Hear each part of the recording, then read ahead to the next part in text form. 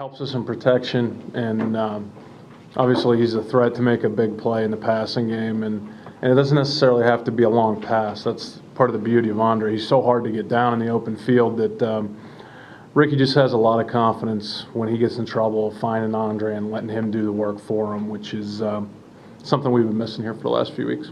Well, you've missed a number of players, but what's emerged out of your roster in filling in for some of the guys like Chad and Andre that have maybe given you some hope for not only down the line, but depth as well?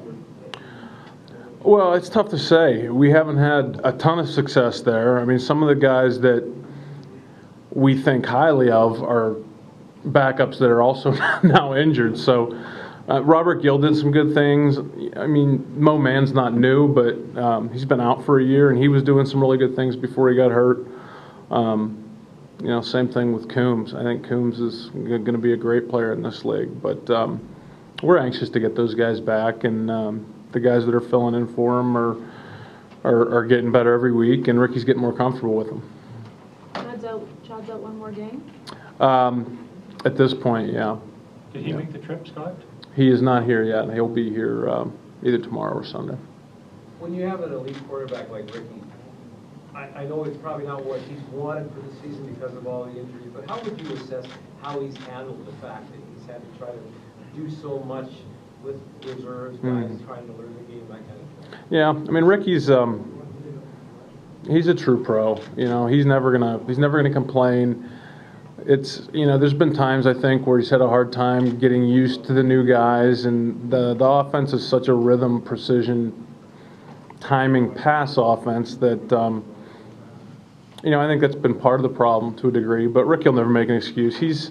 For the most part, he's played at a high level, and the one thing he needs to continue to get better at this year is to protect the football. Things that he's good at, and that our players he's not comfortable with are good at doing, and that can be a process sometimes, and it's taken us a while with some of these guys. But like you say, it's good to have Andre back, and Chad probably be back in a week. He's comfortable with Spencer and Bradwell and Jason Barnes, so I think we're getting closer to being where we need to be on offense. You're staying out here next week? Yeah. We go to BC. I think we leave Thursday. So you're going to stay here in Calgary? We're going to stay here in Calgary. Yeah. That's a big investment. I guess can you just talk about what went into the decision to do that? Well, the West Coast trips take a lot out of you, and we did the same thing a year ago. We played here, and then we went up to Edmonton. And did you find that it helped? I did. Yeah, absolutely. I've done it a number of times in the last 5 or 6 years, and it's I think it really does help. I think it's a good thing for the team to just be together and spend a week. It breaks up the monotony of the routine in a long season. And Calgary's a great city. Our guys enjoyed it last year. Hopefully they're not enjoying it too much. But I look forward to these situations. They like the per diem, too. Well, and at least it's supposed to be 20 here next week, so you're coming in the right Yes. We checked the weather report. It was a little hairy there. But, I saw it's supposed to warm up. So we're excited. We're excited about that. It'll be a half-decent week. Yeah. And Scott, historically, you've done well in Calgary. I mean, do you put any faith in that record, or you don't look at that at all? It's it's certainly better than not doing well here. I don't put a lot of stock into those things. We haven't done well at BC, and next week when you ask me that question, I'm going to give you the same answer, that I don't put a lot of stock in it. So.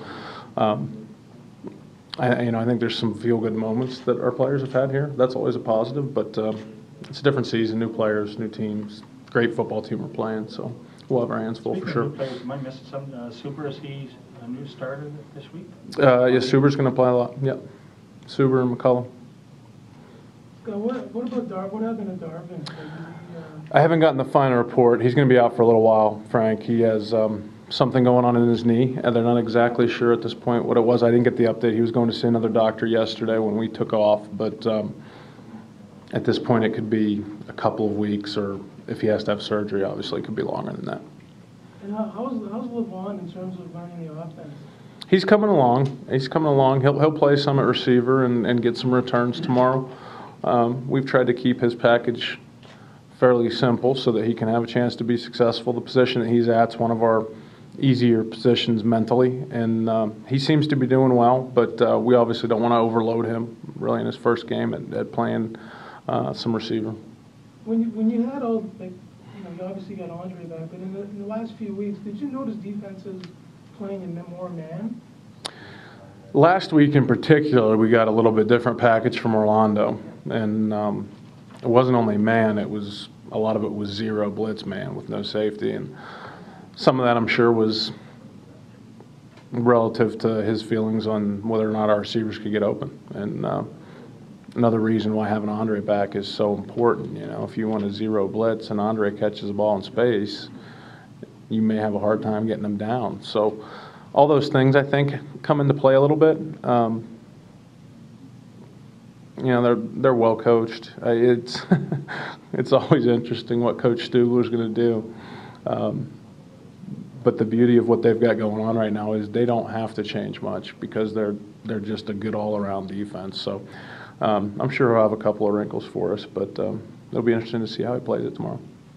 Coach Huff? Oh, sorry, go ahead. So you guys have gone a lot more to a 30 front. Is that just taking advantage of your personnel, or is that a schematic thing to take away a certain dimension of the opposing team's offense? Yeah, I think a lot of it is due to our personnel. Certainly, some of it was early in the season when we were a 4-down front. We weren't getting much pressure on the quarterback just with the 4-man rush. And both Tim and I believe strongly that if you're not going to get pressure on the quarterback, you're going to be in trouble. So we've gone to that 30 package to help us find some pressure, to enable us to use some of our better athletes in the blitzing package. And, like I've told you before, Frank, I think our defensive staff's done a really nice job of adjusting, because it's not exactly what they want to do probably, of adjusting to our personnel. And, they've put together some pretty solid games in the last 5 or 6 weeks. Scott, how does a 3-7 team go about bumping off a 9-1 team? You protect the football. That's it. It's all about protecting the football.